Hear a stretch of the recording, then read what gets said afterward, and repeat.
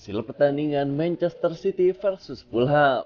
Manchester City memetik kemenangan dramatis 2-1 atas Fulham. Bermain dengan 10 pemain, penalti Erling Haaland pada menit ke-95 memenangkan mereka. Manchester City menjamu Fulham di Etihad Stadium pada Sabtu kemarin malam.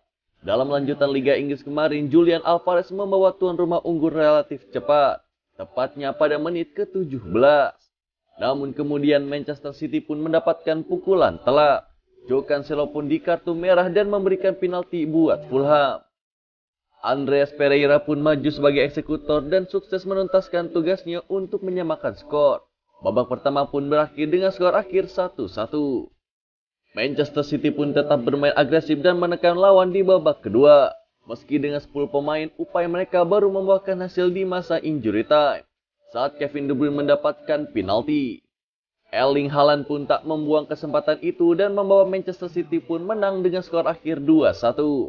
Kemenangan ini pun membawa Manchester City ke puncak klasemen sementara Liga Inggris dengan torehan 32 poin. 1 poin di depan Arsenal. Sementara itu untuk Fulham tertahan di urutan ke-8 dengan torehan 19 poin. Hasil pertandingan Everton versus Leicester City.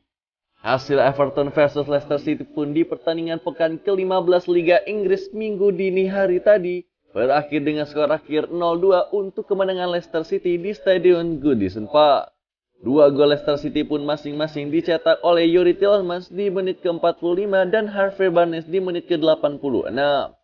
Selanjutnya Everton pun akan bertemu dengan Bournemouth pada lanjutan Liga Inggris pekan ke-16 pada tanggal 12 November mendatang. Sementara itu Leicester City akan menjamu West Ham United, pertandingan akan berlangsung di hari yang sama.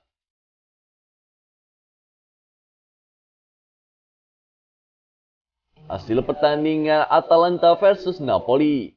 Napoli berhasil memperpanjang rekor tak terkalahkan di Liga Italia usai mengalahkan Atalanta dengan skor akhir 2-1. Pertandingan tersebut dilangsungkan di Stadion Atleti Azzurri di Italia pada Minggu dini hari. Atalanta pun menunjukkan pola permainan yang sangat baik sejak pertandingan dimulai. Pada menit ke-19, Atalanta pun mendapatkan tendangan penalti setelah Victor Osimhen melakukan handball di kotak terlarang. Ademola Lookman yang menjadi algojo pun sukses melaksanakan tugasnya dan membuat Atalanta unggul menjadi 1-0.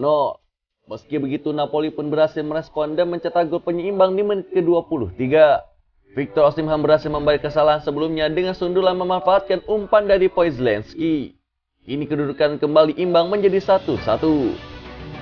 Napoli pun akhirnya berbalik unggul di menit ke-35 setelah Elif Elmas sukses mencetak gol ke gawang Atalanta memanfaatkan umpan dari Victor Osimhen.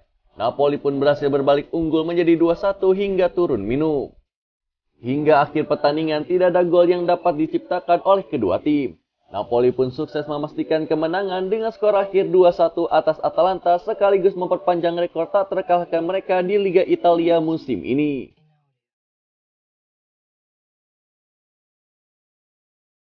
Hasil pertandingan AC Milan versus Spezia.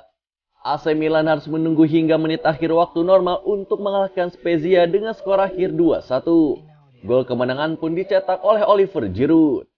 Pada pertandingan pekan ke-13 Serie A di San Siro pada Minggu dini hari, AC Milan pun unggul duluan di babak pertama lewat gol dari Theo Hernandez di menit ke-21.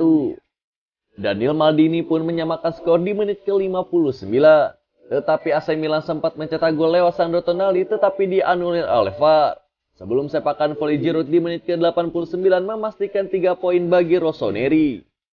Dengan demikian AC Milan pun masih menempel ketat dengan Napoli dengan torehan 29 poin di posisi kedua klasemen Serie A berjarak 6 poin. Sementara itu Spezia di posisi ke-17 dengan torehan 9 poin.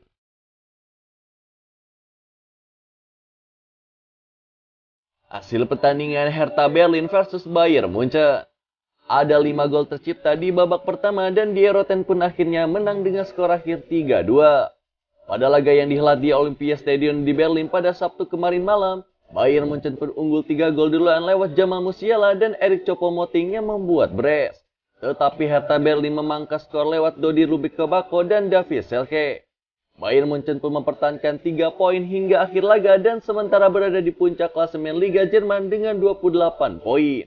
unggul 2 angka dari Union Berlin. Sedangkan ada Hertha Berlin di posisi ke-14 dengan torehan 14 poin. Hasil pertandingan Borussia Dortmund versus Bochum.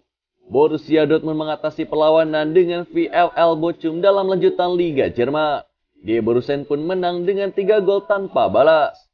Menjamu Bochum di Signal Iduna Park pada kemarin malam, Dortmund pun menggila sejak menit awal. Keunggulan 2-0 pun bisa mereka dapatkan sejak dini. Di menit ke-8, Youssouf Moukoko bisa membawa Dortmund memimpin 1-0. Sepakan kaki kirinya melesatkan bola ke gawang Bochum.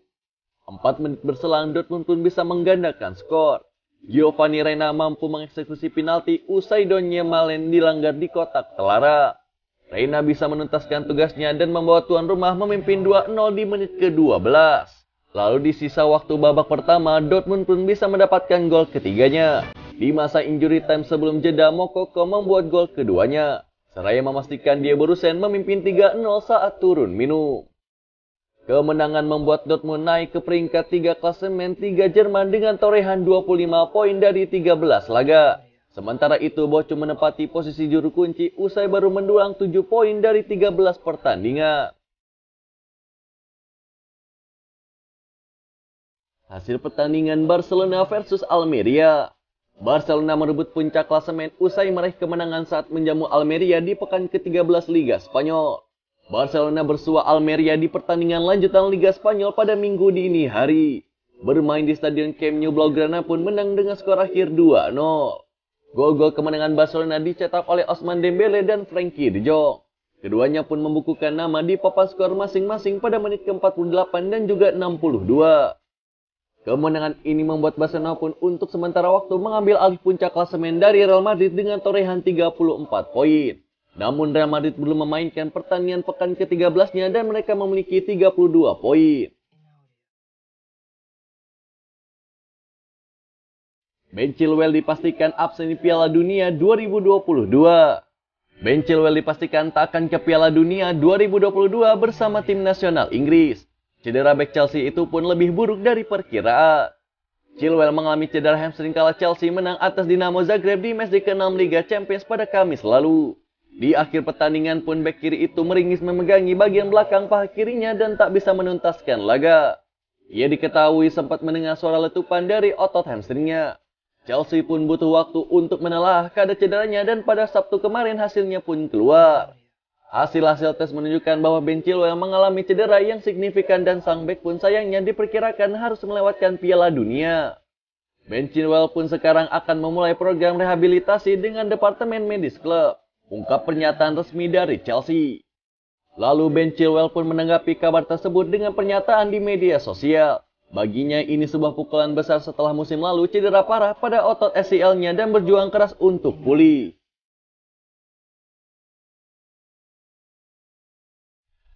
Thomas Tuchel buka peluang latih tim nasional.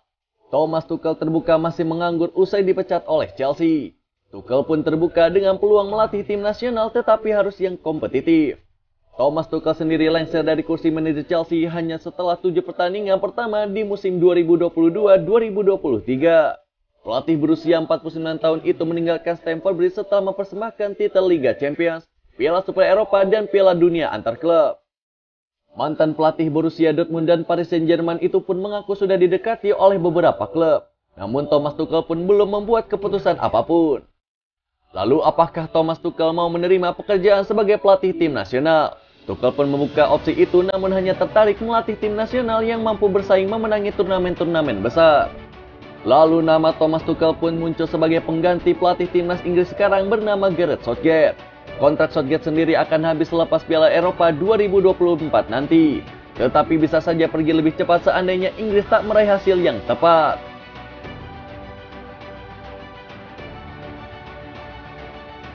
Itulah berita sepak bola terbaru hari ini yang kami rangkum.